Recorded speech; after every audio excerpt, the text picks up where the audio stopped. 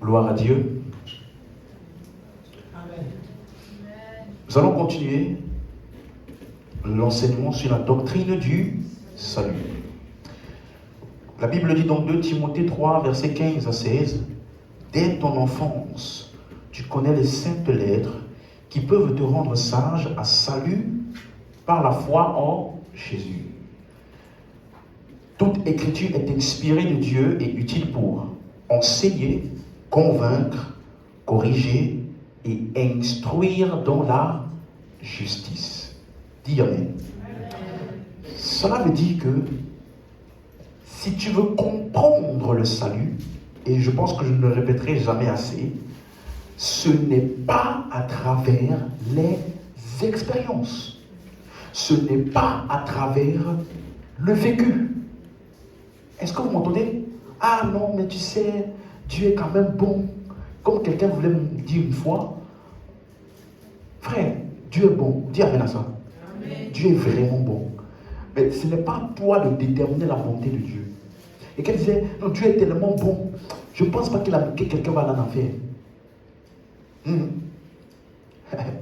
Tu suis? Là, c'est là, tu veux aller dans le sentimentalisme. Ce n'est pas le sentimentalisme. La bonté de Dieu est contenue dans son amour. Et la Bible dit que l'amour n'insiste pas sur son droit. Tu suis? Ça veut dire que l'amour respecte ton choix. En dépit de mon intention de vouloir ton bien, je respecte ton choix. Donc, le fait que Jésus a accompli toute son œuvre, c'est la preuve de l'amour de Dieu et de son intention de sauver tous les hommes. Il n'a pas demandé ton avis pour que Jésus vienne. Il n'a pas attendu ta prière pour que Jésus vienne. Preuve qu'il veut vraiment que tous les hommes soient sauvés. Et laisse-moi te donner une information supplémentaire. Chaque jour qui se passe est la preuve de l'intention de Dieu de sauver les hommes. On dit, Dieu ne tarde pas dans l'accomplissement de sa promesse, mais il use de patience, ne voulant qu'aucun homme ne périsse, mais que tous parviennent à la repentance. Comme pour dire, chaque jour qui passe et que Dieu a retardé, parce que la venue de Jésus pouvait être demain, ça pouvait être maintenant, ça pouvait être dans une seconde, mais Dieu retarde, il retarde, il retarde. Pourquoi? Montrons son intention de pouvoir sauver le maximum. Donc, chaque matin qui se lève, rappelez-vous, la Bible dit, ses compassions se renouvellent chaque matin. Tu comprends maintenant? Parce que dès que tu vois le soleil se lever, c'est un message ouvert de Dieu à toute l'humanité. Je veux que vous soyez sauvés. Parce que si il voulait que ça s'arrête, il aurait pu arrêter où? Aujourd'hui. Mais le fait qu'il ait laissé un jour de plus montre encore que malgré le fait que Jésus est venu, il donne encore la possibilité et l'opportunité au plus grand nombre d'avoir accès à l'évangile pour entendre ça et être sauvé. Donc chaque jour nouveau qui se lève, c'est encore un message de Dieu à l'humanité disant, je veux que vous soyez sauvés. Et pour nous qui sommes croyants, que nous parvenions à la connaissance de la vérité. Donc même envers nous qui sommes sauvés, chaque jour nouveau est une opportunité pour toi et moi de servir et de glorifier Dieu afin que nous puissions avoir notre récompense à la fin des temps. Parce que s'il vient aujourd'hui, peut-être que tu n'as pas encore achevé ta course. Mais comme il retarde là, c'est aussi un signe de sa bonté envers toi et moi pour nous donner le temps d'achever la course.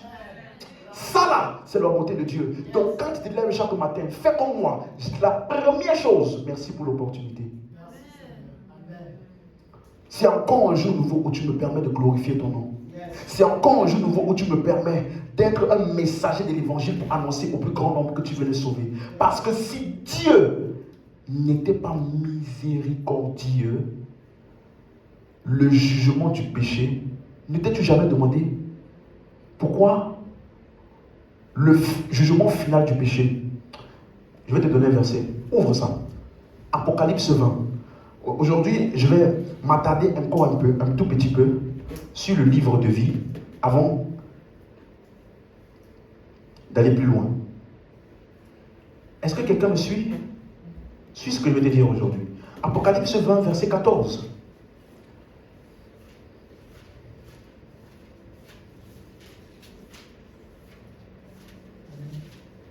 Alléluia. Regardez ce qu'il dit. Et la mort et le séjour des morts furent jetés dans l'étang de feu. Notre version dit le lac de feu. Quelqu'un a une autre version qui dit autre chose que l'étang de feu?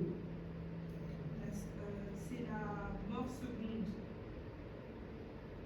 Le verset 15. Je suis au verset 14. Étang de feu. Partout c'est étang de feu? Ok, ça marche. Donc, parce qu'il y a une autre version qui parle de lac de feu. Dans tous les cas, ça parle du feu. Amen. Hein? Et donc, ça parle du jugement. Mais regardez, le salaire du péché, c'est quoi déjà? C'est là? Regardez. La mort et le séjour des morts fut jeté où? Dans l'étang de... C'est la seconde... Donne-moi la seconde mort. Vous avez dit que ça, c'est l'achèvement même du jugement du péché. La seconde mort. Est-ce que tu comprends? Parce que le salaire du péché, c'est là. Dieu a dit dans le jour où tu vas pécher, tu vas. Donc normalement, suis-moi bien, normalement, parce que quand on parle de mort dans la Bible, mort c'est mort. C'est vrai que maintenant, lorsqu'on veut expliquer, on va parler de mort spirituelle, mort physique, mort et autres là. Mais tout ça c'est quoi? C'est la mort. Donc toute la mort, dans toute son entièreté, devait être manifestée quand Adam a péché. Mais à cause de la miséricorde de Dieu, le jour final, le vrai jugement final du péché, dans toute sa splendeur et sa profondeur, qui est la seconde mort, ça va se passer quand? Plus tard. Pourquoi? Dieu use de... Quelqu'un comprend ce que je dis là? Donc, aujourd'hui, toi et moi, nous avons toujours l'opportunité d'aller annoncer le message de Christ et le message de la miséricorde de Dieu. Parce qu'un jour viendra où ça ne sera plus possible. Amen. Est-ce que c'est clair pour quelqu'un? Donc, verset 15, maintenant. Quiconque ne fut pas trouvé écrit dans le livre de vie fut jeté où? Dans l'étang de feu. Donc ça veut dire que le livre de vie, suis-moi, c'est le livre de ceux qui ne vont pas être jugés. Tu es d'accord? Parce que la seconde mort, c'est quoi? C'est le jugement. La mort, le séjour de mort, le péché. Est-ce que vous suivez? Donc, tous ceux qui ne vont pas être jugés, c'est d'eux que parle le livre de vie. Et quand tu vas lire le terme écrit là, ce n'est pas écrit comme tu vois les gens en train d'écrire là. Est-ce que quelqu'un me suit? Écrit dans ce contexte ici, dans l'original, parle de tenir compte de, ou alors prendre en compte. Suis-moi bien. Ça veut dire que c'est comme un livre d'archives, tu vois, où on a pris, tout ce qui a été pris en compte là a été répertorié. Quelqu'un comprend? C'est comme un livre d'archives. C'est comme un livre où on prend en compte. Donc, qu'est-ce qui est pris en compte? De quoi ça parle? On appelle ça le livre de vie. Là, ça nous donne le premier indice. Ça veut dire que dans ce livre-là, on sait, déjà avant, on sait très bien que la vie, ça se trouve où? En Christ. Jésus a dit, je suis le chemin, la vérité et la vie.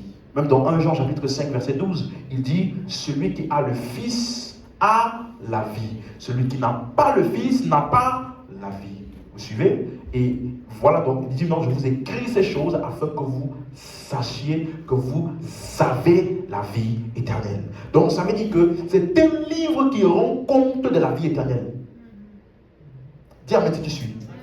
On appelle ça le livre de vie parce que c'est un livre qui rend compte ou qui prend en compte la vie. Ça concerne quoi? La vie éternelle. Une autre appellation qui va nous donner encore plus de détails, c'est Apocalypse 21, verset 27. Je reviens juste sur ça parce qu'il y a quelques détails supplémentaires que je vais rajouter par rapport à ce qu'on avait parlé dans la dernière session sur le livre de vie. Regardez, Apocalypse 21, verset 27, on a trouvé?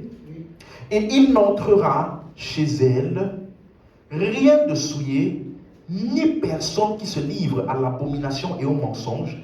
Il n'entrera que ceux qui sont écrits dans le livre de vie de... Ah, deuxième détail maintenant. Premièrement, c'était le livre de vie. Maintenant, c'est le livre de vie de l'agneau. Donc, la vie éternelle là, dont il est question, parle de qui?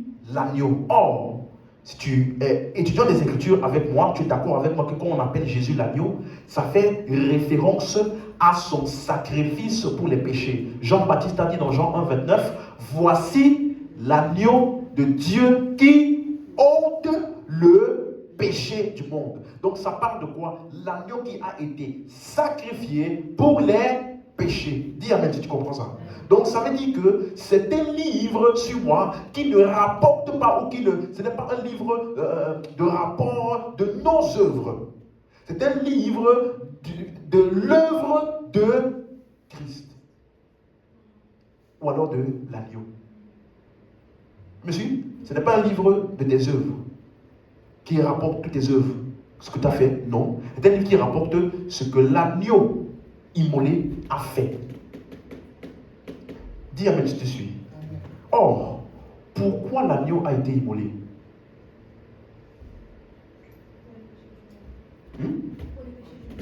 Pour le péché du monde. Pour ôter le péché. Ok. Laissons Apocalypse nous parler rapidement. Apocalypse 5, verset 9. Apocalypse 5, verset 9. Il est écrit, et il chantait un cantique nouveau en disant, tu es digne de prendre le livre et d'en ouvrir les sceaux, car tu as été immolé. Immolé, ça parle de l'agneau? Hein? Ok. Tu as été immolé et tu as racheté pour Dieu par ton sang des hommes de toute tribu, de toute langue, de tout peuple et de toute nation. Donc, par son sang, il nous a rachetés. Un autre verset, Apocalypse 1, verset 5. Apocalypse 1, verset 5. Donc, quand il dit le livre de l'agneau, le livre de vie de l'agneau, il suppose que tu as déjà compris ce qu'il avait expliqué de l'agneau. Il a dit que l'agneau a été immolé afin de racheter pour Dieu par son sang des peuples de toute nation. Maintenant, dans Apocalypse 1, verset 5, il dit, et de la part de Jésus, le témoin fidèle, le premier-né des morts et le prince des rois de la terre, à celui qui nous aime et qui nous a délivrés de nos péchés par son sang. Quelqu'un a une autre version, à part délivrer? Je crois que dans la version, il y a une version où on parle de laver. Oui? Il y a une version, c'est quelle version? Voilà. Donc, il nous a délivrés ou il nous a lavés du péché par son sang. Donc, est-ce que je peux dire donc que le livre de vie de l'agneau, c'est le livre de ceux qui ont été lavés du péché par le sang de l'agneau? Tu es d'accord? C'est ça? Donc, je reprends. Premier, le livre de vie. Le livre de ceux qui ont la vie éternelle. Le livre de vie de l'agneau, c'est le livre qui rend compte de l'agneau. Or, l'agneau a été immolé pourquoi? Pour nous laver du péché. Est-ce que tu suis? Donc, ça veut dire que c'est le livre de ceux qui ne seront pas jugés, de ceux qui ont la vie et qui ont été délivrés par le sang, délivrés du péché, pardon, par le sang de l'agneau. Jusqu'ici, est-ce que tout le monde suit? Hein? C'est clair? Un autre texte maintenant. Apocalypse 3, verset 5. Apocalypse 3, verset 5.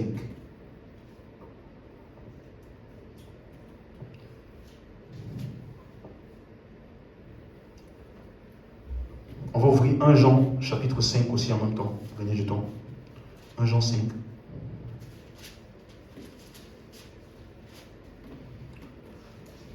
Donc, Apocalypse 3, verset 5. Celui qui vaincra sera revêtu ainsi de vêtements blancs. Je n'effacerai point son nom du livre de vie et je confesserai son nom devant mon Père et devant ses anges. Première chose, celui qui vaincra. On a déjà expliqué, n'est-ce pas? Qui est celui qui vaincra? 1 Jean chapitre 5, verset 1, rapidement pour rappel. Quiconque, 1 Jean 5, verset 1, quiconque croit que Jésus est le Christ, est né de Dieu, et quiconque aime celui qui l'a engendré, aime aussi celui qui est né de Dieu. Verset 4. Parce que tout ce qui est né de Dieu triomphe du monde, et la victoire qui triomphe du monde, c'est notre foi. Vous voyez? C'est pour ça que je dis souvent, c'est parce que c'était juste ce passage-là pour dire, quand tu as la foi, tu as la victoire. Quand tu as la foi, tu as la victoire. Il faut faire attention à quelle foi on parle et de quelle victoire il s'agit. Tu suis? Parce que, suis-moi, toute tentative d'expliquer la foi séparément de l'œuvre de Christ va toujours produire les œuvres. Même si l'intention c'est d'enseigner la foi. Tu as compris? Pourquoi? Parce que de quelle foi il s'agit ici? Il t'a déjà expliqué, verset 5. Qui est celui qui a triomphé du monde, sinon celui qui croit que Jésus est le Fils de Dieu? Donc de quelle foi s'agit-il? La foi du salut. Ce n'est pas, tu as la foi, et je vais essayer de vaincre, Non! Tu vois? C'est pour ça que quand on a enseigné sur la marche par la foi, on a pris le temps de vous expliquer que vous avez déjà la foi. Donc, ce n'est pas, tu essaies d'avoir la foi pour vaincre. Non, tu as eu la foi et tu as vaincu. Voilà pourquoi, dans tout ce que tu fais, tu fonctionnes dans la victoire déjà accomplie, déjà reçue. Dis-moi si tu comprends. Est-ce que tu suis? Et cette foi-là est un don. La foi vient de ce qu'on... Et ce qu'on entend vient de la parole de Christ. Donc le jour où tu as entendu parler du message de Christ, ce message t'a communiqué la foi. Vous me suivez? Est-ce que c'est clair pour quelqu'un? Ce n'est pas la grâce que vous êtes sauvés par le moyen de la foi. Cela ne vient pas de vous, c'est le don. Donc le salut par la grâce, par le moyen de la foi. Tout ça c'est quoi? Don. Dis amen. C'est clair? Revenons à Apocalypse 3. Donc à celui qui vaincra, Apocalypse 3, verset 5, sera revêtu de vêtements blancs. Donc, vêtements blancs ici, ça montre simplement le fait qu'après avoir cru, tu as été revêtu ou tu as reçu la justice de Dieu. Tu suis? Tu as été justifié devant Dieu. Devant Dieu maintenant, tu n'as plus de faille ni de faute. C'est clair? C'est ça qu'on appelle vêtements blancs. Mais voilà, voici là où je voulais m'attarder un peu. Il dit, je n'effacerai point son nom du livre de vie. Donc ça veut dire que qui sont ceux dont les noms ne sont pas dans ce livre-là? Ou alors, rappelez-vous, qui sont ceux qui ne sont pas pris en compte ou pris en charge par l'agneau?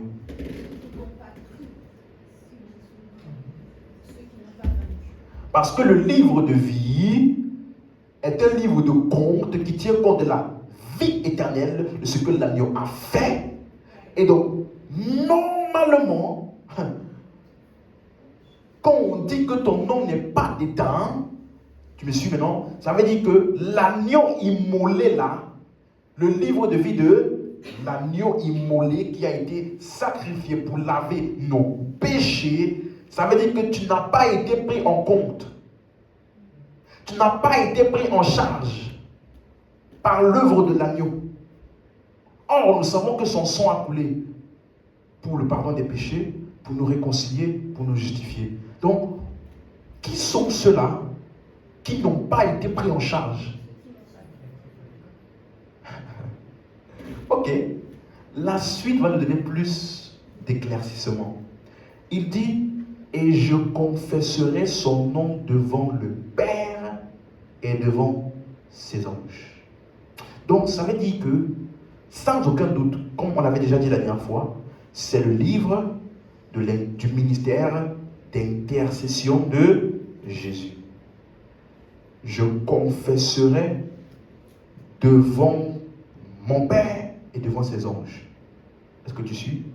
Donc, ça veut dire que c'est le livre de ceux pour qui Jésus lui-même se tient comme intercesseur ou comme avocat. Est-ce que quelqu'un suit? Donc, qui sont ceux pour qui Jésus se tient comme avocat? 1 Jean chapitre 2 verset 1. Suis bien, écoute très bien, parce qu'il y a une subtilité que je vais mettre en exergue maintenant. Parce que 1 Jean, verset chapitre 2, nous donne un détail. Et je veux vraiment que tu puisses voir ça. 1 Jean 2 verset 1. Est-ce que tu as trouvé? Ok. Mes petits enfants, je vous écris ces choses afin que vous ne péchiez point. Et si quelqu'un a péché, nous avons. Attendez. Le nous là, c'est qui? Hein? Ceux qui ont péché. Ceux qui ont péché. Et qui sont? Parce qu'il a dit mes petits. Donc, suis bien, il va faire une distinction claire ici. Il dit si quelqu'un a péché, il n'a pas dit si quelqu'un a péché dans le monde entier. Non. Si quelqu'un parmi les petits-enfants a péché. Nous, les petits-enfants là, qu'est-ce qui se passe pour nous? Nous avons un quoi? Auprès du Jésus-Christ le juste. Est-ce que c'est la même chose que je confesserai son nom devant le mon Père? Hein? Parce que ce mot avocat, c'est le mot parakletos. Parakletos. C'est utilisé souvent pour le consolateur, pour le Saint-Esprit. Mais dans l'étymologie du terme, ça veut dire celui qui se tient de ton côté pour intercéder, pour t'accompagner et pour parler en ta faveur. Est-ce que tu comprends? C'est comme un garant. Au cas où tu faillis, c'est lui qui rentre en jeu pour s'assurer que rien ne puisse t'arriver. Est-ce que tu comprends? Donc, ici, Jésus, donc, il dit, Jean dit, pour nous les petits-enfants, si quelqu'un a péché, nous avons un avocat. Maintenant, regardez verset 2. Il est lui-même la propitiation pour nos péchés. Hein?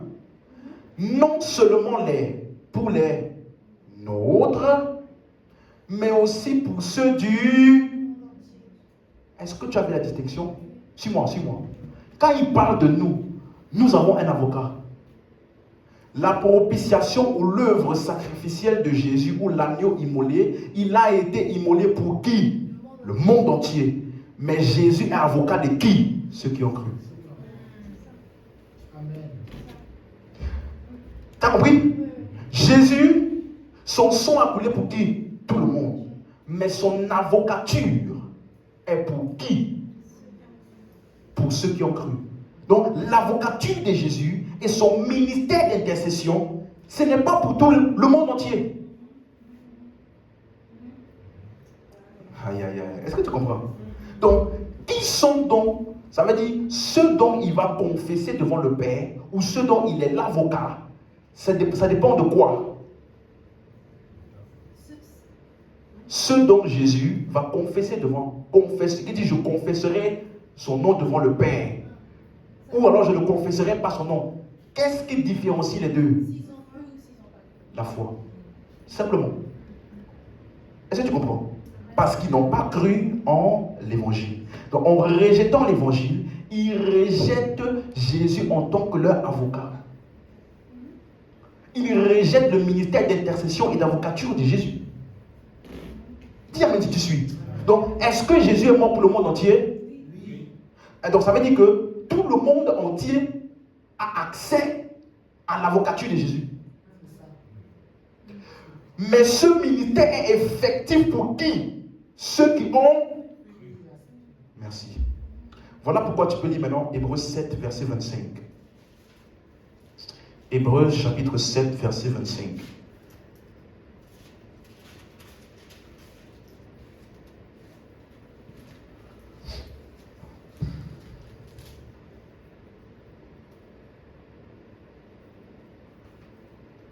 Amen. On a trouvé? Regardez ce qu'il dit. C'est aussi pour cela qu'il peut sauver parfaitement, ou alors pour toujours, on se rappelle, ceux qui s'approchent de Dieu par lui. Maintenant la suite. Étant toujours vivants pour intercéder en leur faveur. Il intercède en faveur de qui? Hein? C'est écrit dans le verset là, ceux qui ont cru. Ceux qui s'approchent de Dieu par lui. Merci. Vous avez compris? Mais son sacrifice là a rendu disponible ça là pour. Mais aujourd'hui, les bénéficiaires du ministère d'intercession de Jésus, c'est qui? C'est tous ceux qui se sont approchés de Dieu par lui. Dis-moi si tu comprends.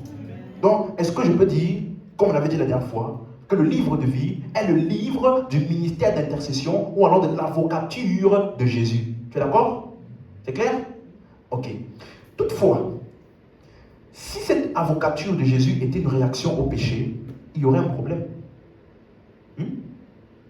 Parce que ceux qui sont dans le livre de vie, comme on a dit, ils ne seront pas jugés. Amen. Ils ne seront pas jugés. Ils ne passeront pas dans les temps de feu ou la seconde mort. Ils ne seront pas jugés. Donc, ça veut dire que c'est la solution pour le péché, pour échapper au jugement du péché. Tu es d'accord? Mais si ça là, cette solution là, avait été donnée après le péché d'Adam, ça voudrait dire que Dieu a réagi. Donc voilà pourquoi dans Apocalypse 13 verset 8, et j'aimerais qu'on lise ça dans la version Martin, parce que si tu lis ça dans la version Louis II, ça peut te faire une faille dans ta compréhension à cause de la syntaxe qui a été utilisée. Apocalypse 13 verset 8. Bon, quelqu'un peut lire la version Louis II, vous allez voir, et après quelqu'un d'autre lit la version Martin, vous allez voir la différence. 8 secondes. Et tous les habitants de la terre l'adoreront. Ceux dont le nom n'a pas été écrit dès la fondation du monde, dans le livre de vie de l'agneau qui a été immolé. Donc ceux dont le nom n'a pas été écrit dès la fondation du monde, dans le livre de vie de l'agneau qui a été immolé. Quand tu dis ça, tu comprends quoi? Que c'est quoi qui s'est passé dès la fondation du monde? Le fait qu'on ait écrit le nom. C'est ça? Donc, c'est à cause de ce genre de verset que les gens qui enseignent la théorie de l'élection, d'autres sont nés pour être sauvés, d'autres sont nés pour aller, parce qu'il dit que dès la fondation du monde, le nom, il y en a ceux dont le nom était déjà écrit, et ceux dont le nom n'était pas écrit quand? Dès la fondation. C'est comme ça que pour eux, ils expliquent le fait que Dieu ne réagit pas. Dieu a déjà tout écrit. Donc, que tu pêches pas, peu importe ce que tu fais sur la terre là. Frère, c'est déjà écrit. Et je vais prendre un texte aujourd'hui, justement pour parler un peu de ça. Mais regarde, la version Martin. Juste cette partie-là.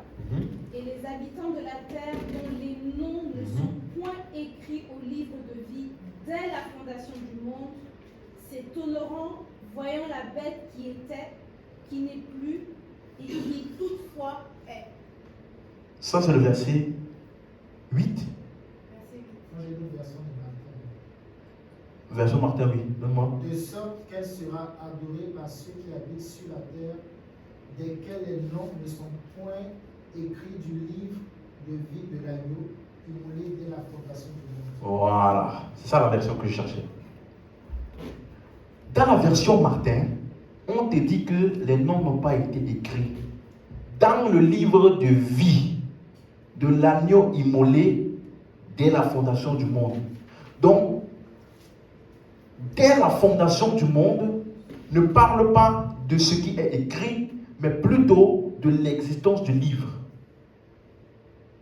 Leur nom n'a pas été écrit dans quel livre? Le livre de l'agneau qui était là depuis avant la fondation du monde. Est-ce que tu comprends? Mais par contre, dans la version Louis II, on te dit que c'est le livre, c'est les noms qui n'étaient pas écrits dans le livre de la fondation. Non. Dès la fondation du monde, c'est pour décrire quoi? Le livre de l'agneau immolé. Est-ce que quelqu'un comprend ce que je dis? Donc, ça veut dire qu'il est en train de dire quoi? Bon, comment je peux expliquer ça en termes clairs pour que tu puisses comprendre? Imagine-toi qu'il y a un livre qui existe avant ta naissance. Et que finalement, 50 ans après, on ouvre le livre. Tu suis? Égal, hein? En ouvrant le livre, on découvre que ton nom n'a pas été écrit dans ce livre-là. Au moment où on a... Donc, si je dis mais non, le livre qui existait avant ta naissance là, quand on a regardé ça, on a vu que ton nom n'était pas écrit. Quand je parle avant ta naissance, c'est pour parler du livre ou c'est pour parler de quand ton nom est écrit? Quand le nom a été écrit. Hein? Le nom n'est pas écrit. Enfin, Le livre existe avant ta naissance ou avant la fondation du... Donc, imaginez-vous que livre de vie avant la fondation du monde, c'est un titre. Donc, je suis venu pour voir où se trouve le livre de vie avant la fondation du monde là. On me donne. Laisse-moi vérifier si ton nom est écrit dans le livre de vie avant la fondation du monde là. Ah, ton nom n'est pas écrit dans le livre de vie avant la fondation du monde. Tu suis maintenant? Ce n'est pas pour dire que c'est avant la fondation du monde qu'on a écrit ou pas écrit. C'est pour dire que le livre là existe dès avant la fondation du... Quelqu'un a compris? Tu as compris maintenant? Tu as compris? La dernière façon, vous me regardez là. Est-ce que tu comprends? Pourquoi est-ce que c'est important? Parce que le livre de vie parle de l'avocature et de l'intercession de qui? Jésus. Donc cela voudrait dire que dans la pensée de la justice de Dieu, avant même que Adam pêche, Dieu avait déjà prévu et pourvu l'avocature de Jésus. Avant la fondation du monde. Non, quels sont les versets corroboratifs qui disent la même chose? Par exemple, Éphésiens 1, versets 3 et 4. Éphésiens chapitre 1, versets 3 et 4.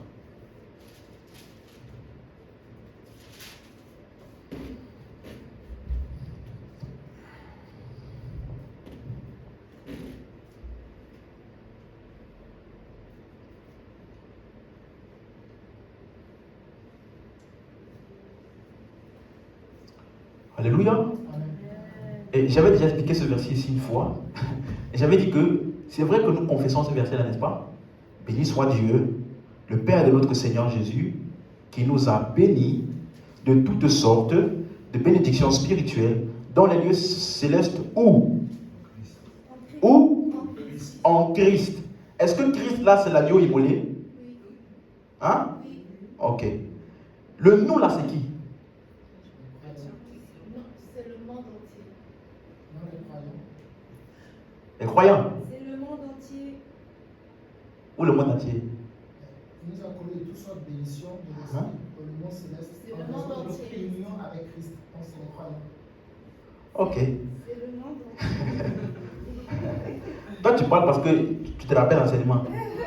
Mais sinon, écoute-moi. Tout ce qu'il explique ici, c'est pour cela que tu vas voir d'après le conseil de Salomon. Je te donne un exemple. Verset 4. Allons voir, verset 4. En lui, hein, supposons que c'est les chrétiens, hein, en lui, Dieu nous a élus, hein, avant la fondation du monde, pour que nous soyons saints et irrépréhensibles devant lui. Question.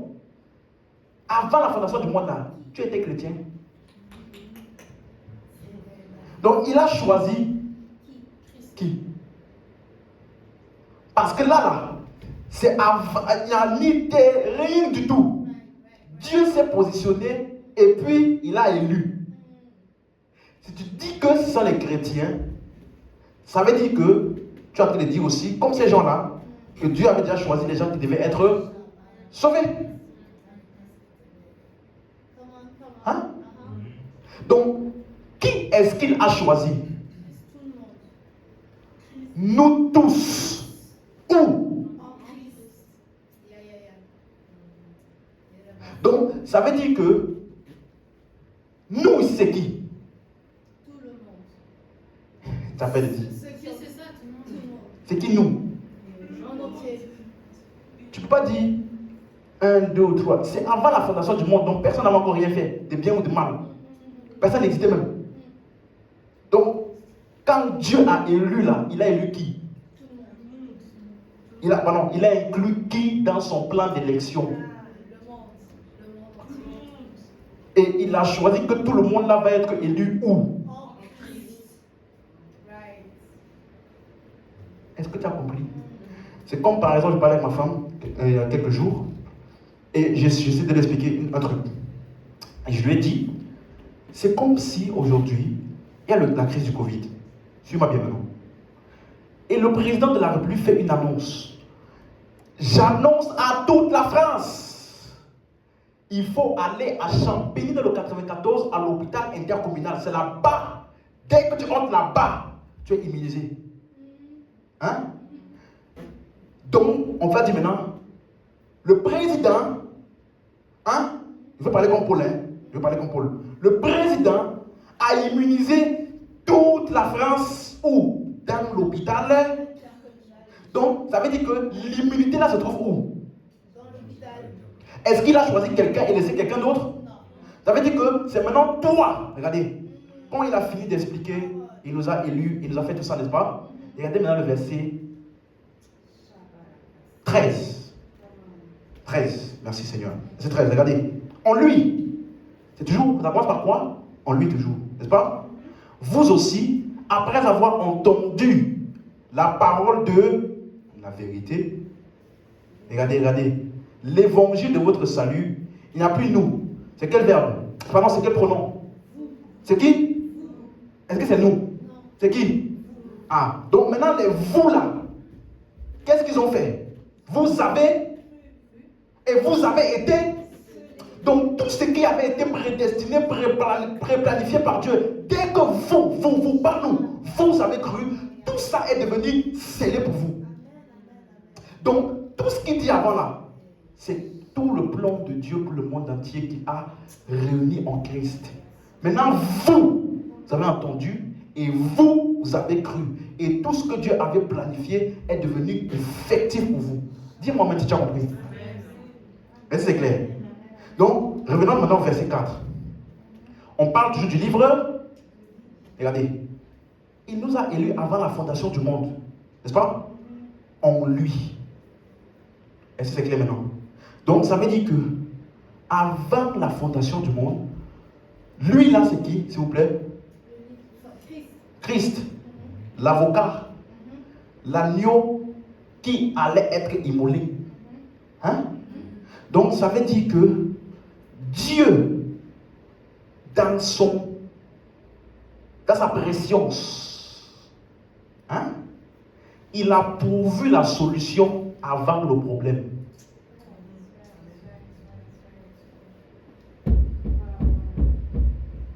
Quelqu'un comprend? Regardez, comment Paul peut s'exclamer en disant, qui accusera les élus de Dieu? Qui va les accuser? Il dit, c'est Dieu qui les justifie. Il dit, qui les condamnera?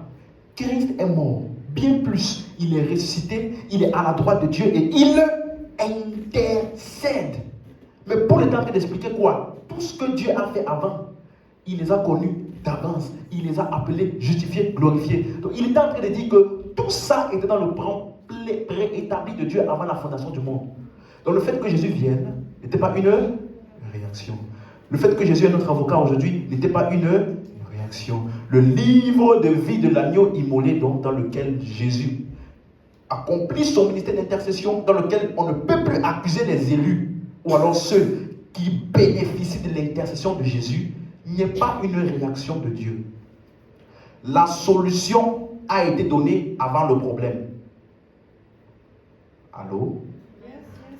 Genèse 1 a été donnée avant Genèse 3. Que la lumière soit. alors que la terre était informe et vide et que les ténèbres. J'ai déjà expliqué ça ici. Ça parle du plan du salut, où la lumière de l'évangile doit briller dans le cœur des hommes qui sont dans les ténèbres. Ce plan a été donné dans Genèse 1, avant que Adam ne pêche dans Genèse 3. Donc, Dieu ne réagit jamais. Dieu pro-agit. Dis-moi amen si tu suis. C'est clair? Donc, alors j'ai une question. Quels sont donc les noms qui sont effacés du livre? Est-ce que c'est Jésus qui par énervement les efface? Hein? Ah. C'est en raison de leur incrédulité. Pourquoi? Parce que le jugement du péché, de l'incrédulité, lorsque un homme choisit de rejeter l'évangile, il est jugé en même temps que le péché. Et donc, son nom est effacé. Est-ce que tu comprends? Quelqu'un sait ce que je dis? Donc, ce n'est pas qu'on efface littéralement son nom là. Oh ange, envoie la bombe. Non. C'est pour t'expliquer que cette personne-là n'est pas prise en compte par l'agneau immolé qui est maintenant office d'avocat par lequel on ne peut plus être jugé. Cette personne a rejeté l'avocature, donc elle n'est pas prise en compte dans ce livre. Est-ce que tu comprends? Donc c'est pas que Jésus ne veut pas être avocat, non. Il est mort pour tous. Le problème est venu après la solution. Donc je peux dire, tout le monde entier, tous ceux qui sont nés sur cette terre-là, ont leur nom dans le livre de vie. Parce que l'avocature de Jésus est disponible pour qui? Maintenant, c'est quand la personne entend l'évangile, sa réaction à l'évangile va donc déterminer son sort. Vous comprenez? Vous vous rappelez l'exemple d'Éphésiens? Il nous a tous élus où?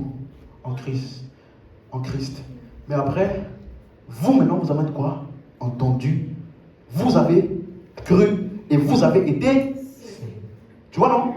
Mais pourtant, l'élection en Christ là était pour qui? Nous tous. Quelqu'un suit? Donc, tout le monde est inclus dans ce plan. Dieu veut que tous les hommes soient sauvés.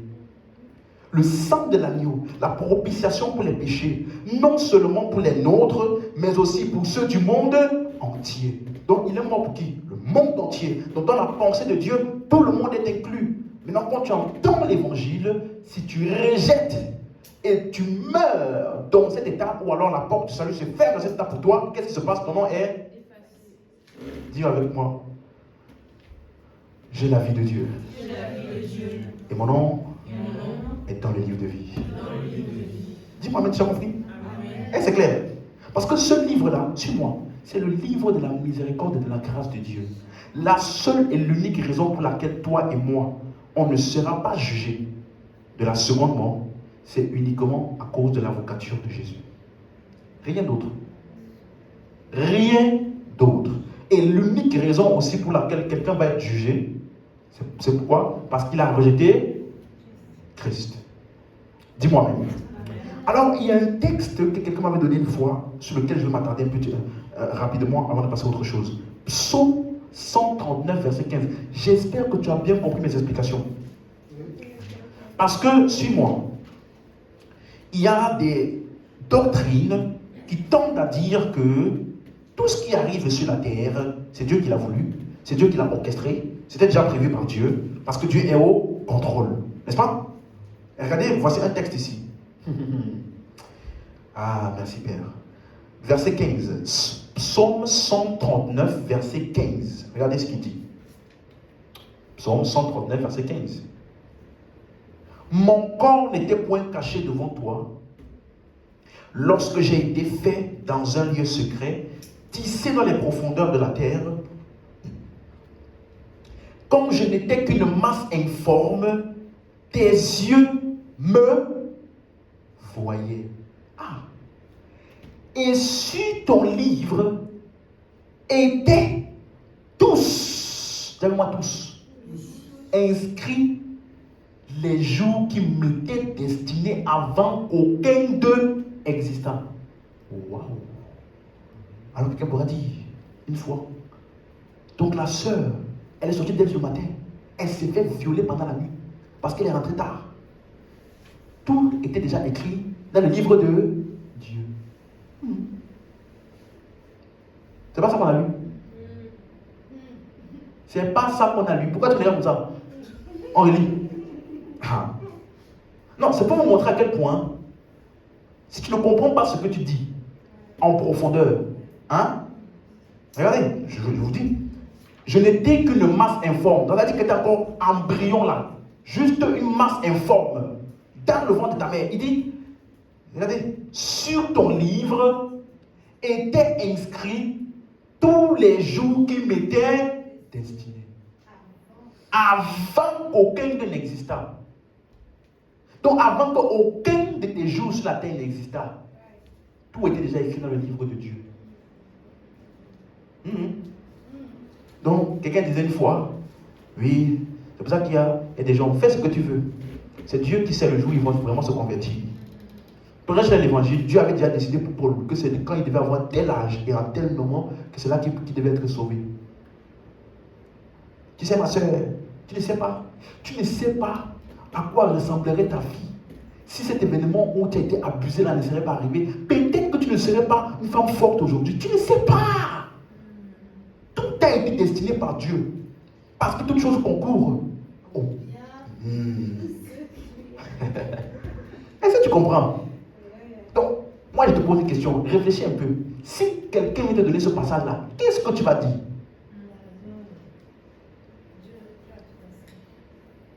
Donc, les séismes, les génocides dans les pays, tout était déjà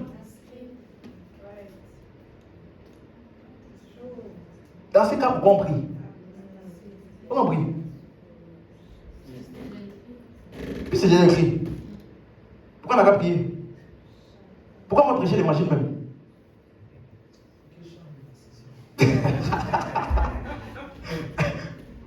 On n'a qu'à rester là, chacun fait sa vie, dans tous les cas. Tout était déjà. Moi, je te pose la question, avant que je te donne, parce que souvent là, quand je te pose cette question-là, tu dis, je ne sais pas, mon pasteur dit, nous, c'est quoi alors? Non, réfléchis. Si on te dit ça, oui. On parlait de Christ. De Christ. Dans le psaume là. Ok.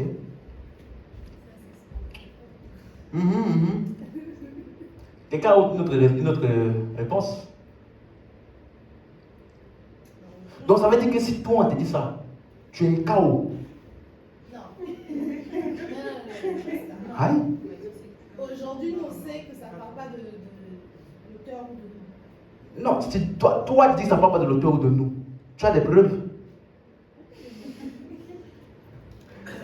Tu vois, non? Avant que. Ça veut dire que. Écoute-moi. Embryon là. Dieu a déjà écrit. Jour 1. Il va faire caca. Aïe. Tous les jours qui m'étaient destinés, avant qu'aucun n'hésita, étaient tous écrits dans ton livre. Donc, le jour, mon copain, il m'a largué. Dieu avait déjà écrit. Et que je devais avoir un chagrin. Je devais pleurer pendant 4 mois, 2 jours. C'était déjà écrit dans le livre. Après 2 jours là, je devais aller dans la rue, tout triste. Et puis j'ai rencontré un gars à la cité. Et puis mon sourire est revenu. Tout était écrit dans le livre.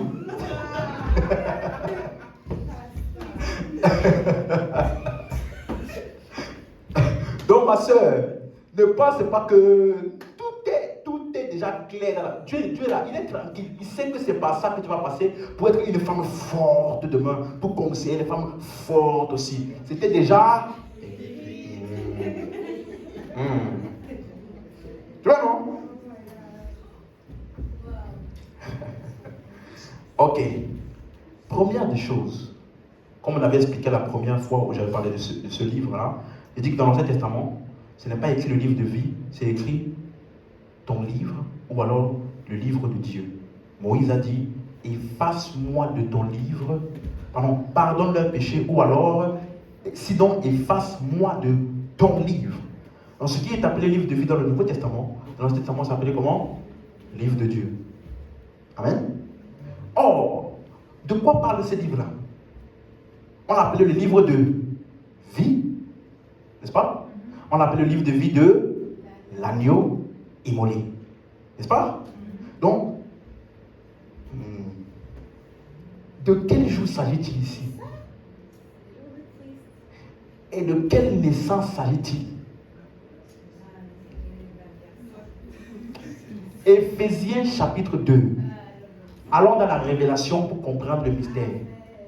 Éphésiens chapitre 2, verset 4. Éphésiens chapitre 2. On va commencer au verset 1 pour avoir un bon contexte. Éphésiens chapitre 2, le verset 1. Si tu as trouvé, dis Amen. C'est clair?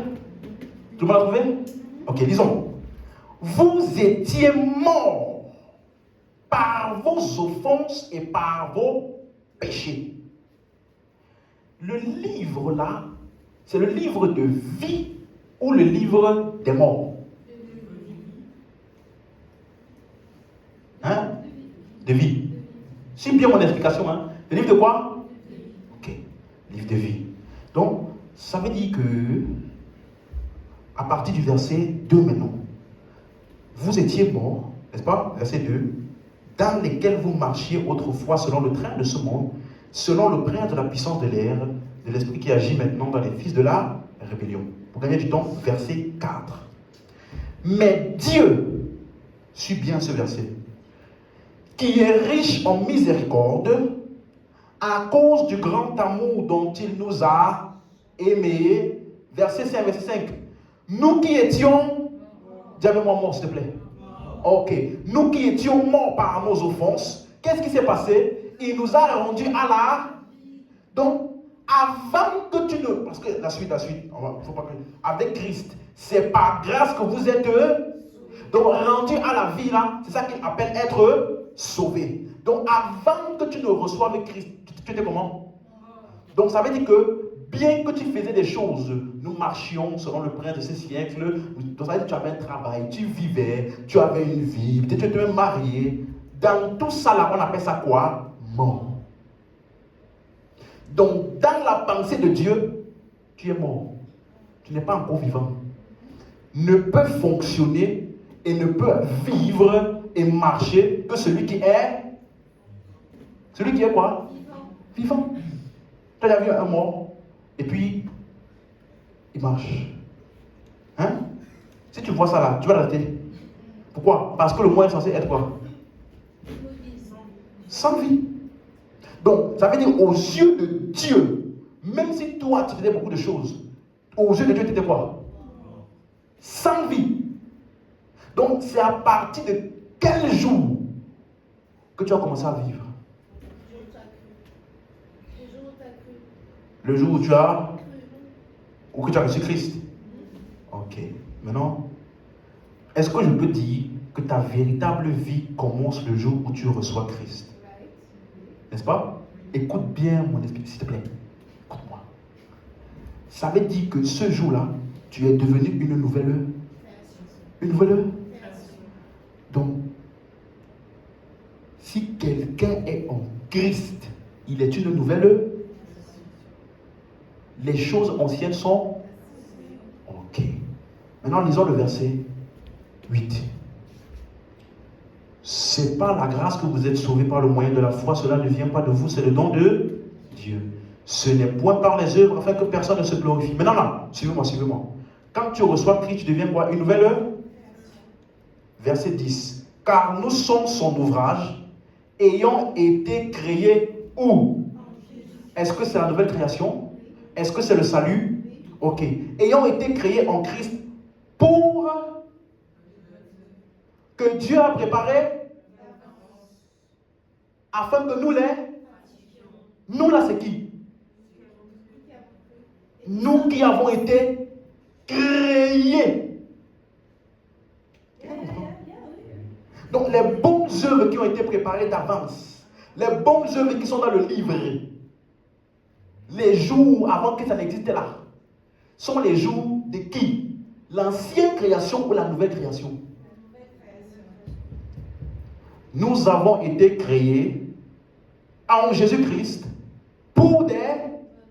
Dans les bonnes œuvres là, c'est pour qui? Ceux qui ont été créés.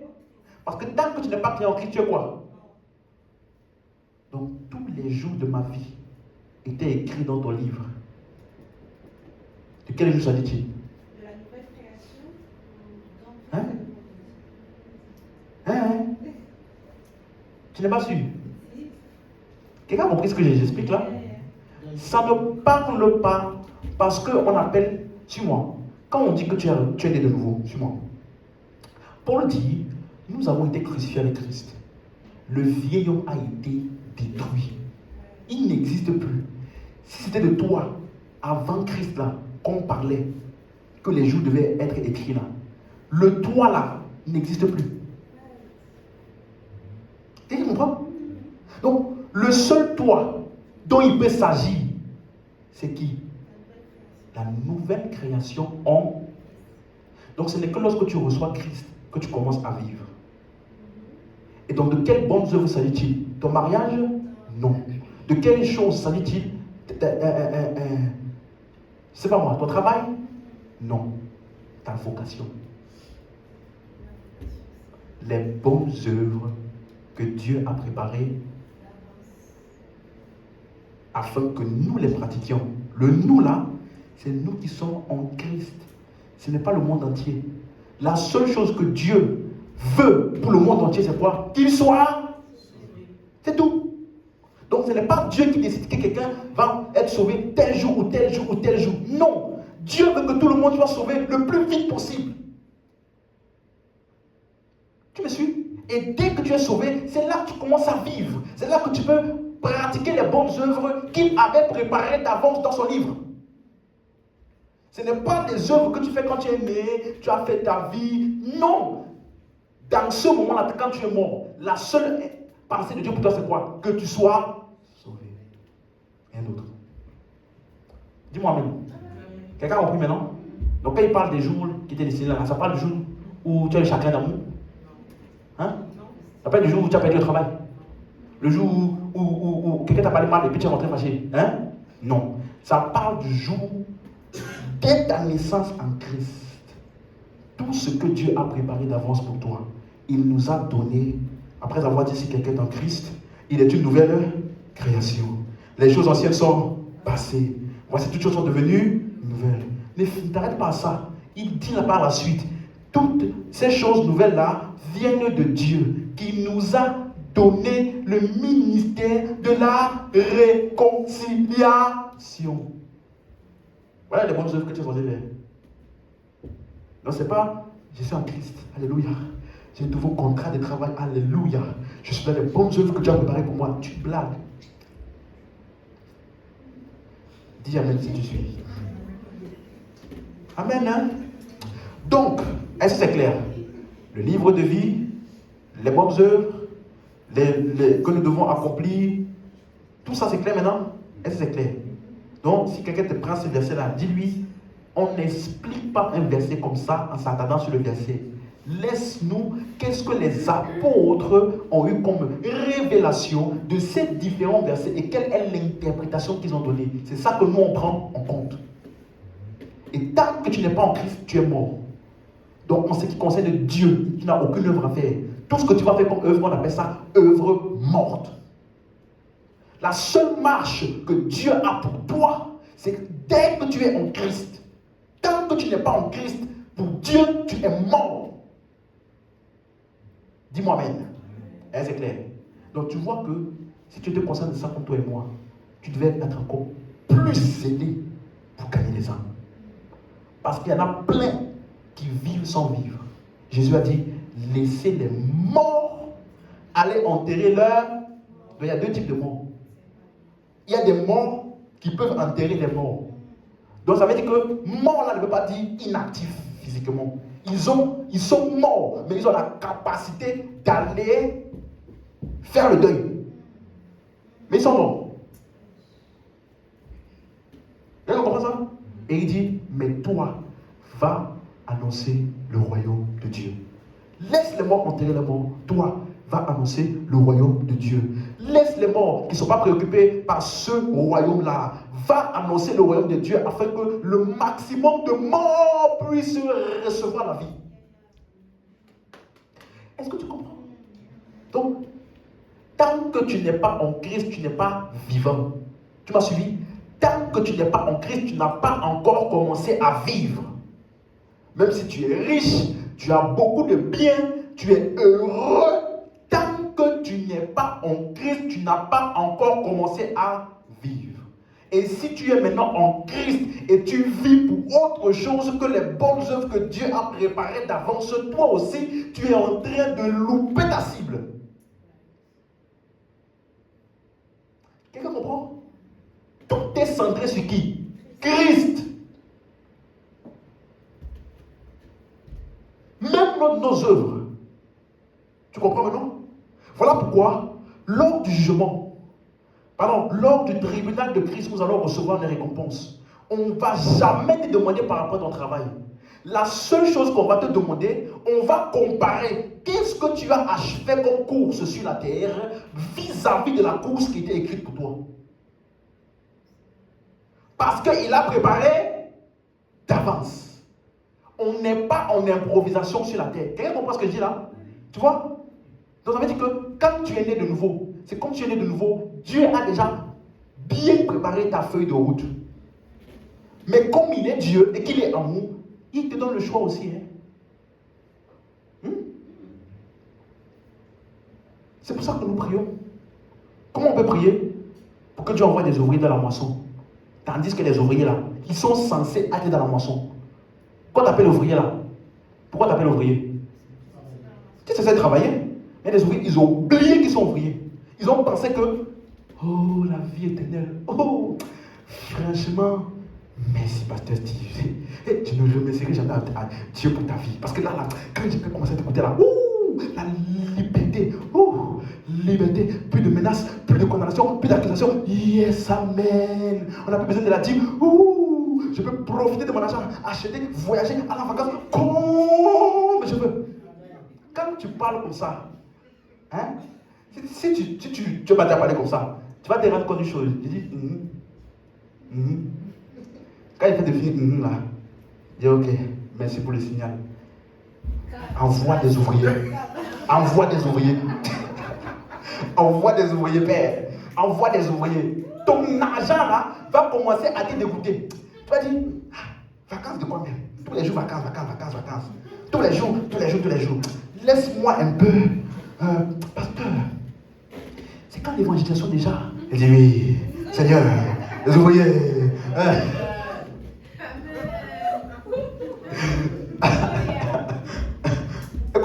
Écoute-moi. Tu dois plus rendre grâce à Dieu pour moi. Pas seulement parce que tu as compris le message, mais parce que Dieu a mis quelqu'un au-dessus de toi pour te forcer, des fois s'il le faut, à obéir à sa parole. Parce que laisse-moi te dire, le jour où tu paraîtras devant Jésus, il n'y aura personne avec toi. Il n'y aura personne qui va dire, non, tu sais, c'était une phase de découverte, tu vois. C'était le moment où elle prenait encore ses bases, elle prenait ses repères dans la nouvelle vie. Non! Là, tu n'as pas vu Paul? Il a été sauvé le lendemain. Il est déjà parti. Tu m'as suivi? Ce n'est pas les chrétiens d'aujourd'hui là. Il est sauvé. Oh, Jésus en Christ. Oh, alléluia. Et puis il reste chez lui. Non, tu sais, moi, les églises, franchement, dans tous les cas, Jésus a dit, le corps de Christ, c'est les membres. Ce n'est pas le bâtiment. Donc, laisse-moi vous dire ce bâtiment-là. Moi, je peux être en Christ. Je suis membre du corps de Christ. Le pasteur a dit, votre corps est le temple du Saint-Esprit. Il n'a pas dit, église à Champigny, temple. Non. Il a dit mon corps. Donc, même quand je suis chez moi là, Dieu est là-bas, je suis le temple. Et puis voilà. Et après, tu lis la Bible. La Bible là, où tu lis Éphésiens 2, verset 8. Ah, c'est pas la grâce que vous êtes sauvés. Tu ne sais même pas que ça ne s'adressait pas à toi. Paul écrivait à l'église de Éphèse. Épître aux Éphésiens. Donc, toi, tu es seul chez toi à la maison. Que contre les églises, tandis que tu lis une lettre envoyée à des... Tu n'as pas un problème. Tu vois, non? Écoute-moi. Si tu as quelqu'un qui te force, tu me dis, non, j'ai pas envie aujourd'hui, viens, et puis c'est tout. Un jour, tu vas rendre grâce à Dieu pour ces viens-là. Un jour, tu vas dire, merci Seigneur parce qu'il ne m'a pas laissé ma folie. Aïe. Amen. Quelqu'un m'entend? Tu me suis? Laisse-moi te dire, je vais prophétiser sur toi. Je prophétise que tu vas accomplir ta course. Amen. Mais pas seulement, que toi aussi, tu vas rencontrer des gens comme toi. Ah, tu dis pas Amen. Tu vois, non? Tu vois? Donc, tu ne peux pas... Mais tu es quel genre de personne? Je prophétise sur toi et dans ton ministère, tu vas avoir des gens comme toi.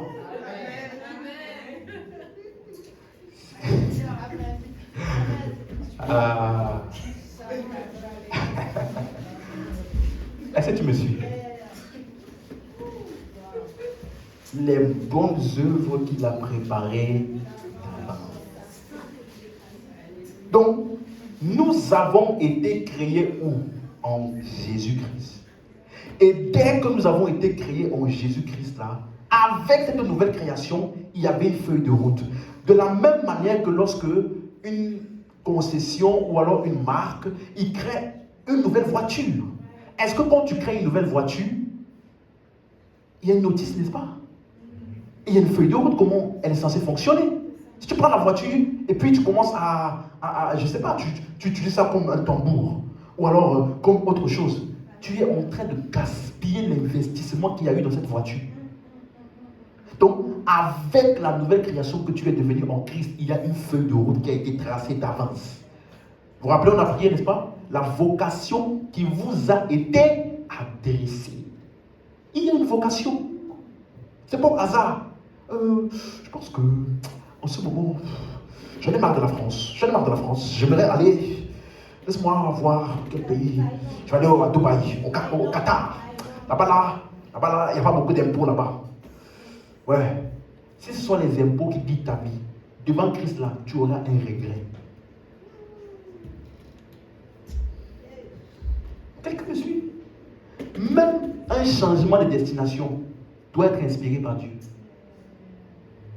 Parce qu'il n'y a rien de pire que de vouloir faire la bonne chose au mauvais endroit. Tu me suis? Il n'y a rien de pire que de vouloir faire la bonne chose au mauvais endroit. Ou de vouloir faire la bonne chose avant le temps. Tu comprends ce que je dis? Afin que nous le pratiquions. Donc, nous avions commencé, on avait parlé de l'œuvre passée, présente et future du salut. Quelqu'un se rappelle? L'œuvre passée parle de quoi? Ce que Jésus a accompli. L'œuvre présente, c'est quoi? L'œuvre de Christ en nous, avec laquelle nous coopérons. Et l'œuvre future, c'est quoi? La rédemption du corps. J'avais bien expliqué ça dimanche, hein? C'est très clair, hein? Donc, suis-moi. Ça veut dire que l'œuvre présente que nous avons aujourd'hui, quand il dit par exemple, dans Philippiens 2:12, quelqu'un me parle encore de ce verset cette semaine. Vous voyez? Écoute-moi. Quand tu connais la parole, suis-moi, c'est trop doux. Suis-moi. J'avais parlé avec quelqu'un un jour et il a suivi un de nos enseignements. Je crois que c'était la première série là. La première vidéo de cette série. La doctrine du salut, où j'avais commencé à expliquer certaines choses. J'avais même dit au moment que on ne naît pas pécheur. Et puis la personne m'a appelé. Oui, tout ça, je suis pas d'accord. La personne m'a parlé. J'écoutais, j'ai dit ok. On a parlé, j'ai essayé de lui raisonner un peu. Un moment là, j'ai dit, mais pourquoi tu me perds mon temps? J'ai dit, écoute frère, à partir de maintenant, on ne va plus faire penser contre penser. Tu as déjà beaucoup d'enseignements que tu as reçus là, j'ai reçu beaucoup d'enseignements, ok? On va arrêter ça. Qu'est-ce qu'on va faire? Tout ce que tu dis, tu me donnes verset à l'appui. Tout ce que tu dis, je donne verset à l'appui, on compare. En fait, tu sais, là j'ai un rendez-vous très très important là que je suis en train de rappeler. On se rappelle plus tard, d'accord? On se rappelle plus tard. Tu vois, non? Tu comprends? Quand tu es toujours préparé, suis-moi, tu es toujours en mesure, comme l'apôtre Paul dit dans Tite 1, verset 9 à 10. Il dit, attache-toi à la vraie parole, afin que tu sois en mesure de t'exhorter par la saine doctrine. Ça c'est pour ceux qui sont avec toi. Mais il dit maintenant aussi de quoi? Réfuter les contradicteurs. Si tu ne sais pas réfuter les contradicteurs, laisse-moi te dire, tu peux comprendre quelque chose et même être convaincu par ça, mais être incapable de les défendre. Oui, mais tout le monde est sauvé, non? Oui, mais quand tu es sauvé, c'est pour toujours, non? Oui, c'est écrit où? Qu'est-ce qui prouve ça? Le pasteur avait dit qu'il est impossible. Le pasteur avait dit que c'est pas la grâce que nous sommes sauvés. Le pasteur avait dit que c'est pas la grâce que nous sommes sauvés. Donc tu fais un débat et puis tu dis le pasteur avait dit. Je me rappelle un débat que j'ai fait avec un frère une fois. Je lui ai donné, sans mentir, plus de 20 versets. 20, je l'ai pas. Parce qu'il disait malédiction générationnelle. J'ai dit écoute, c'est écrit où? Laisse-moi te donner un verset. J'ai enchaîné. Quand il est fini là, regardez son argument. Mais quand les hommes de Dieu, non. Quand les démons manifestent là, et puis il dit, je suis l'esprit de sa grand-mère. Ça veut dire quoi alors? Donc moi, je te donne la parole de Dieu. Et toi, ton argument, c'est la parole de l'esprit qui a manifesté. Tu ne sais pas que le diable est le père du mensonge. Et toi, je préfère même que tu prennes un verset que tu as tordu, que de prendre le démon qui a dit. J'ai dit, les démons, ce sont des menteurs. Donne-moi les versets bibliques. Oui. Et les hommes de Dieu alors, quand ils disent qu'ils voient, j'ai dit, tu vois, tu es vraiment un vaurien.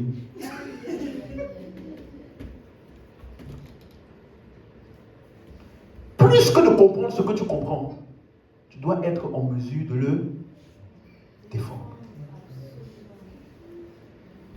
Par exemple, ce verset, travaillez à votre salut. Combien de, Philippiens 2,12, combien de fois? Oui, pasteur, j'ai écouté ton enseignement, je ne suis pas très d'accord avec certaines choses. Pasteur, tu peux ouvrir ta Bible? Et bien sûr, je peux ouvrir ma Bible. Philippiens 2,12. Ok, j'y suis. Travaillez à votre salut. Et puis il dit beaucoup de choses. C'est écrit travailler à ou c'est écrit travailler pour. Non, je n'ai pas dit qu'on travaille pour. Il dit, mais quand tu travailles là, pourquoi tu dois travailler si c'est déjà là? Est-ce que ça veut dire que quelque part, tu dois garder ça? J'ai dit, c'est écrit où? Montre-moi le mot garder ici. Tu vois? Et après, quand tu lis le verset d'après, c'est Dieu qui produit en vous le vouloir. Donc, travailler à son salut consiste à faire quoi? Coopérer avec le Dieu qui est en toi par le salut et qui produit en toi des nouveaux désirs et une nouvelle capacité d'accomplir ces désirs-là. Lorsque tu les laisses se manifester, tu es en train de travailler à ton salut. Ce n'est pas pour être sauvé, mais c'est parce que tu es sauvé. Donc, si tu ne coopères pas avec cette œuvre-là, tu ne perds pas ton salut, mais tu peux perdre ta récompense. Tous les mouvements de Dieu dans ton cœur avec lesquels tu as coopéré vont te permettre d'avoir des récompenses. Tu me suis? Sinon, la Bible dit qu'il y en a certains là qui vont éprouver une perte. Dis Amen. Donc, ça veut dire que le terme maintenant, je vais terminer avec ça, qu'on appelle la grâce de Dieu. Certains, ils s'amusent souvent à dire que le genre de message que nous prêchons là peut encourager quelqu'un à pécher. Je me rappelle, je suis parti évangéliser une fois. J'ai fini d'expliquer à la personne l'œuvre du salut. Moi, j'étais fier. Parce que le monsieur m'a écouté. J'étais sûr que non, franchement, non, il est en train de pénétrer, Quand j'ai fini d'expliquer, il me dit franchement, merci quand même parce que j'ai bien compris. J'ai vraiment bien compris aujourd'hui. Mais j'ai quand même un conseil pour toi. J'ai dit, quel conseil? Fais quand même attention à ce genre de message-là. Parce que quand j'entends ça, nous, On comprend ce que tu veux dire, tu vois. Mais certains peuvent prendre ça pour tordre le sens et commencer à dire qu'on veut pécher dans tous les sens. Tu vois, le problème avec les gens, ils se mettent à la place des autres. Certains là, c'est qui? Les certains en question là, c'est qui? Tu me suis? Si tu restes assez longtemps exposé à ce message, laisse-moi te donner un verset. Tite, chapitre 2, verset 11. Quelqu'un béni? Tite, chapitre 2, le verset 11. Tite 2, verset 11. Alléluia. Amen.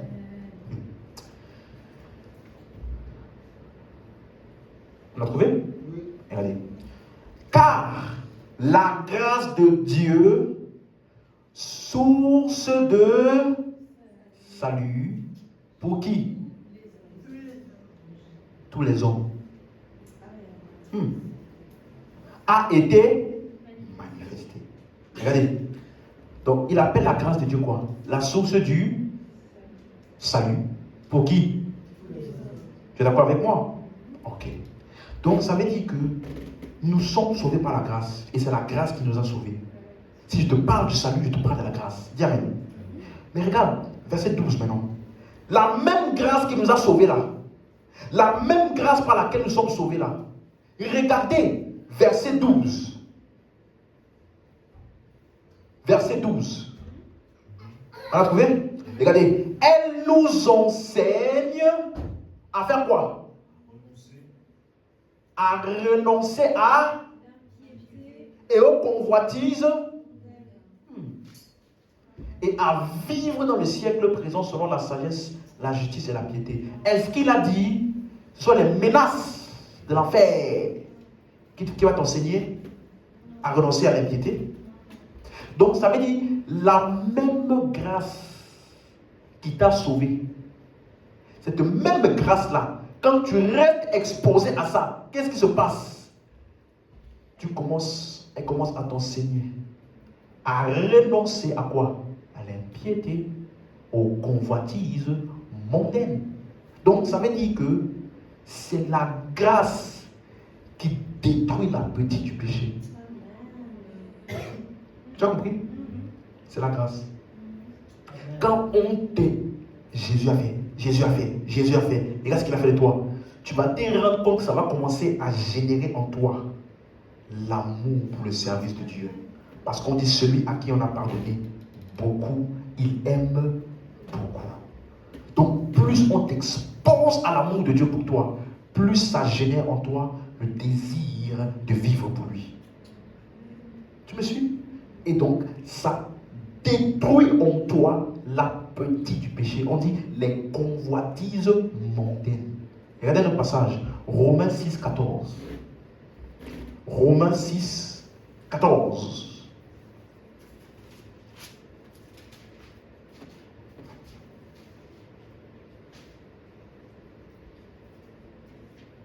Romains 6, 14. C'est bon? Oui. Car le péché n'aura point de pouvoir sur vous, puisque vous êtes non sous la loi, mais sous la grâce. Donc ça veut dire que la seule manière de dominer sur le péché, c'est où? C'est quoi? Écoute-moi, on n'a pas dit une des manières. Il dit que la raison pour laquelle le péché ne peut pas dominer sur vous là, c'est parce que vous êtes où? Donc ça veut dire que toute tentative d'utiliser la loi envers des personnes pour produire la domination sur le péché est déjà perdue d'avance. On peut te donner toutes les... Écoute-moi, on peut te donner toutes les révélations qui existent. Tu sais, quand un homme, il va coucher avec une femme, la Bible dit, il donne sa vigueur. Il y a plusieurs hommes, on a volé leur étoile comme ça, parce qu'ils ont fait un acte sexuel, et puis après l'acte sexuel là, ils ont perdu leur destinée. Toute leur destinée comme ça. Il y a plus plusieurs femmes comme ça. Regardez les enseignements qu'on a dans l'église. Quand tu couches avec un homme là, on vole ton étoile. Acte sexuel vole ton étoile. Et puis quelqu'un dit, voilà pourquoi il y a des femmes qui font le commerce. Elles font le commerce dans l'esprit. Elles volent ta grâce. Après, on l'utilise pour donner ta grâce là à quelqu'un d'autre. Et puis ta grâce qui en donne à quelqu'un d'autre là. Et puis c'est comme ça que l'autre là, il s'enrichit, il grandit, il tourne étoile et tout, à cause d'actes sexuels. Donc toute la grâce qu'il y avait sur les gens dans cet testament-là n'a jamais été volée. Ils avaient 1000 femmes, 100 femmes. Eux là, c'est resté. Hey. Donc eux là.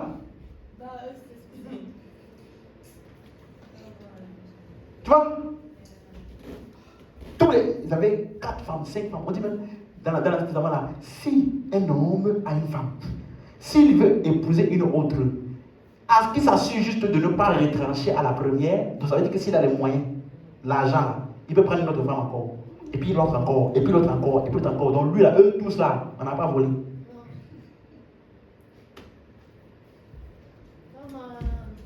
Quels que soient les types de révélations menaceuses qu'on va te donner, ça ne va jamais.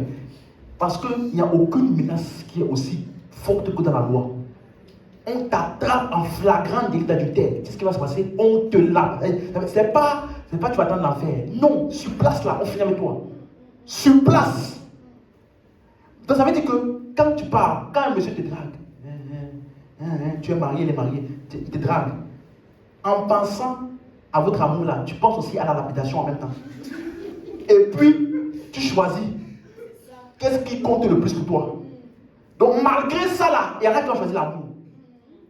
Au point où on a attrapé une femme en flagrant délit, bizarrement, il n'y a pas l'homme. L'homme là, il s'est évaporé dans la nature. Sûrement que c'était un homme influent. Ah oui. C'était un homme très influent. On l'a attrapé, il a donné quelque chose là à quelqu'un, et puis voilà. On amène la femme. Donc, même si on te dit, si tu pêches encore là, tu meurs. Tu vas avoir peur quelques moments. Peut-être même un mois, tu vas avoir peur. Tu vas voir qu'au bout de 2 mois là, c'est difficile de quoi même. Hey, laisse-moi aller pêcher là-bas. Tu comprends? Il y a des pays où on leur coupe la main quand ils volent. Mais le nombre de voleurs ne diminue pas. Est-ce que tu comprends? Donc, j'ai dit, la menace là, c'est trop faible. Ça peut te contenir un temps.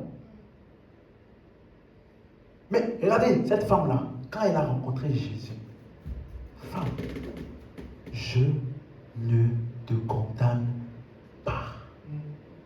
Et après, qu'est-ce qu'il a dit? Va et ne pêche plus. Il n'a pas commencé par dire, va et ne pêche plus. Il a dit quoi? Comme pour dire quoi? Pour que le va et ne pêche plus soit possible, il faut que tu aies été exposé à quoi? Je ne te condamne. Je ne te condamne pas, c'est quoi?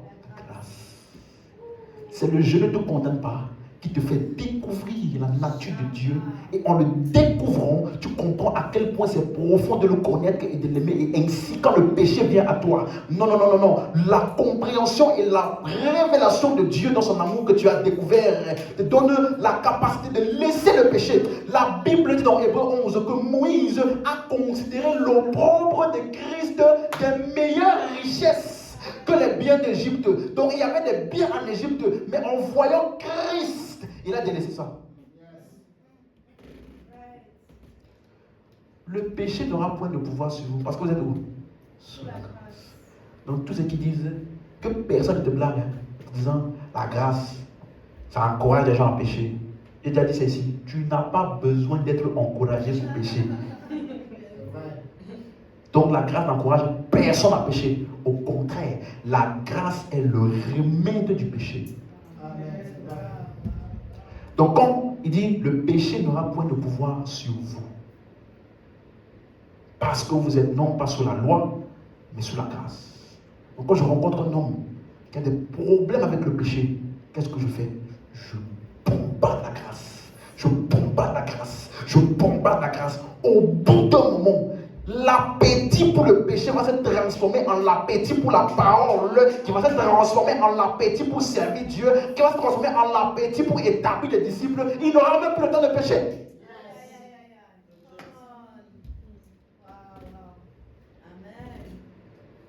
C'est ça qui qui est la vérité. Dis Amen. Amen. On peut se lever. Donc ça veut dire que, suis-moi.